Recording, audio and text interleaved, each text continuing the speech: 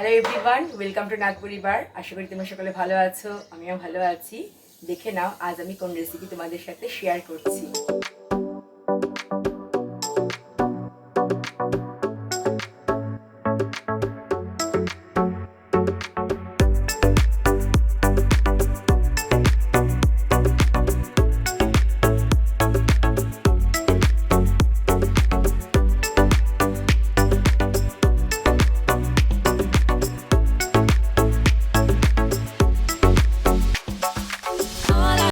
আজ তোমাদের সাথে শেয়ার করছি মাছের রেসিপি।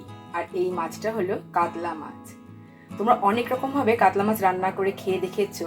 আজ যেভাবে আমি রান্না করব তোমরা বুঝবে যে কতটা ডিফারেন্টেড টেস্ট। আজকের এই কাতলা মাছ আমি রান্না করব সম্পূর্ণ মশলা ছাড়া, বলতে পারো বিনা মশলাতে রান্না করব কাতলা মাছ।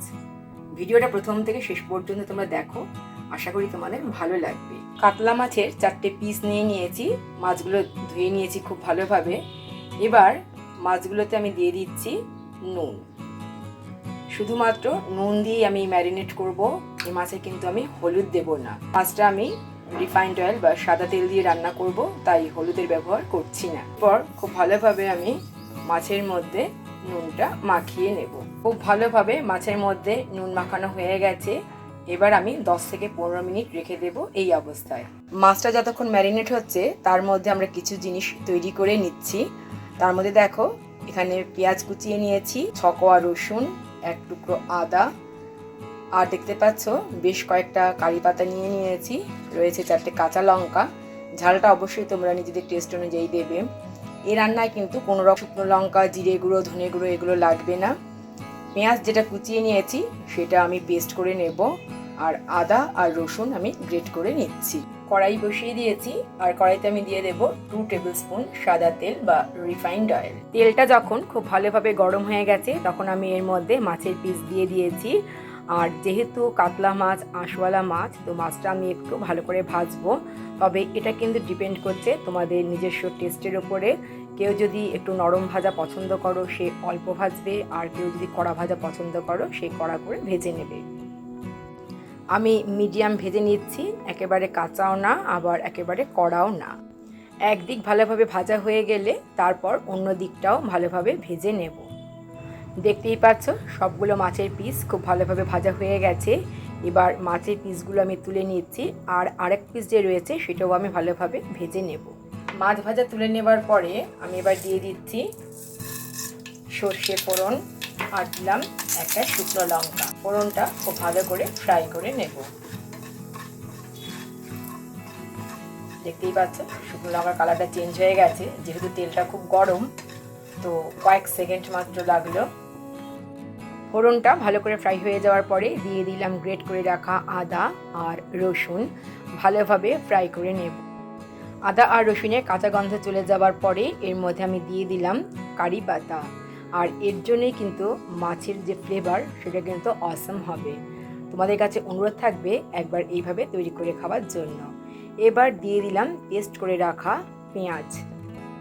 ফোড়নের সাথে একটু মিক্সড আপ করে নেওয়ার পরে দিয়ে দিলাম স্বাদ অনুযায়ী নুন, আবার মিক্সড আপ করে নিচ্ছি। 3-4 মিনিট কষে নেওয়ার পরে এর মধ্যে দিয়ে দেব টক দই। টক দইটা আমি একটু মিক্সিতে একটু ঘুরিয়ে নিয়েছি। যেহেতু টক দইটা দিলাম তাই ভালো করে মিক্সড আপ করে নিচ্ছি। দিয়ে দেব আবার একটু টেস্ট অনুযায়ী নুন, আর দেব চিনি। যেহেতু টক দই, তো টক ভাবটা যাতে ব্যালেন্স হয়ে যায় সেই কারণেই একটু চিনি দিচ্ছি। দিয়ে দিলাম টেস্ট অনুযায়ী নুন, আর দিলাম 2-4 দানা চিনি। নুন আর চিনি দিয়ে খুব ভালো করে মিক্সড আপ করে নেব। আবারও 3 থেকে 4 মিনিট একটু কষে নেব। যত কষবে রান্নাটা কিন্তু ততটাই টেস্টি হবে। আর তোমরা বুঝতেই পারছো যে এটা কিন্তু সম্পূর্ণ অন্য ধরনের রান্না। কোনো রকম মশলা কিন্তু আমি এর মধ্যে ইউজ করলাম না। এটাকে একটা হেলদি রেসিপিও বলতে পারি। দেখাই যাচ্ছে পেঁয়াজের থেকে তেল ছেড়ে দিয়েছে, তার মানে পেঁয়াজটা কিন্তু সম্পূর্ণ কষে গেছে। এবার এর মধ্যে আমি দিয়ে দেব জল। তবে আমি জল খুবই অল্প দেব, তোমরা দেবে নিজেদের পছন্দ অনুযায়ী। যদি বেশি গ্রেভি পছন্দ করো তাহলে একটু বেশি জল দেবে, আর কম গ্রেভি পছন্দ করলে কম জল দেবে। জল দিলাম তাই আবার একটু নুন দিয়ে দিলাম টেস্ট অনুযায়ী। এবার দিয়ে দেব ভেজে রাখা মাছ, দিয়ে দিচ্ছি গোলমরিচের গুঁড়ো,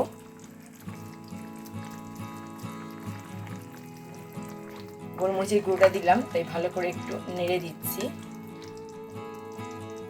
দিয়ে দিচ্ছি 4টে কাঁচা লঙ্কা, কাঁচা লঙ্কাগুলো চিড়ে দিয়েছি। আর 2 মিনিটের জন্য ঢেকে দিচ্ছি। রান্না আমাদের কিন্তু প্রায় হয়ে গেছে।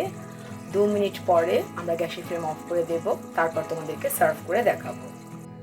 এখন আমি তোমাদেরকে 2 মিনিট পরে দেখাচ্ছি। দেখতেই পাচ্ছ এইরকম হয়েছে। এবার একটা প্লেটের মধ্যে সার্ভ করে দিচ্ছি।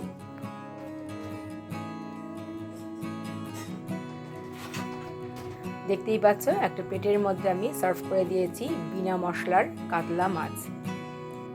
এই মাছ রান্নাটা এতটা টেস্টি যে এটা দিয়ে ভাতও যেমন ভালো লাগে খেতে, তেমন ভালো লাগে রুটি। সাধারণত আমরা রুটি বা লুচি দিয়ে মাছ খেতে পারি না, অনেকেই ভালোবাসি না, কিন্তু মাছটা যদি এভাবে রান্না করো তাহলে দেখবে খুব ভালো লাগছে খেতে। তোমাদের কাছে অনুরোধ থাকলেও একবার এইভাবে মাছ রান্না করে খাওয়ার জন্য। ভিডিওটা প্রথম থেকে শেষ পর্যন্ত দেখার জন্য অসংখ্য ধন্যবাদ।